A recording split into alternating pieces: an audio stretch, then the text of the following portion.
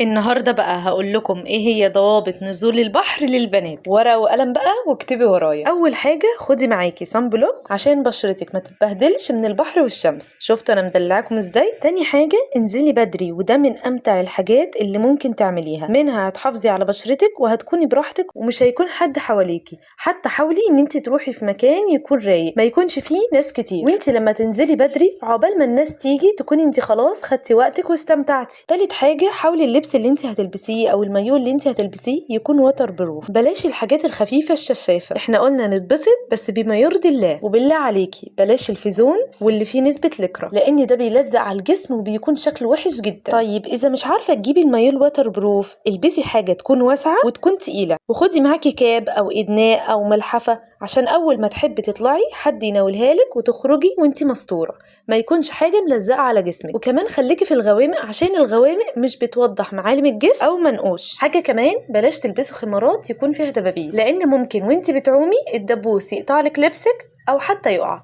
وكمان حاولي تخلي الخمار يكون طويل. حاجه مهمه قوي كمان يا بنات، خلي بالكم ان البحر بيبوظ اللبس، فحاولوا تخلوا لبس واحد هو دوت يكون مخصص للبحر. اخر حاجه واحلى حاجه، خدي قلبك معاكي واستفتيه في اي حاجه انت هتعمليها. يعني قبل ما تعملي الحاجه اسالي قلبك كده، هل ده يرضي الله ولا لا؟ طب هل الحاجه دي حرام ولا لا؟ طب حلال ولا لا؟ لو حرام ابعدي عنها، لو حلال اعمليها. بلاش بالله عليكي تقولي احنا بنتبسط وده يوم بنروح كل فين وفين. احنا قلنا على حلول كتير قوي فوق تقدري تعمليها بما يرضي الله وبرضه تقدري تتبسطي. وبس كده. لو عجبكم الفيديو ما تنسوش تعملوا لايك واشتراك في القناة، وياريت تشيروه عشان اي حد يستفيد غيركم وتاخدوا الاجر ان شاء الله. ودلوقتي اقدر اقول لكم سلام.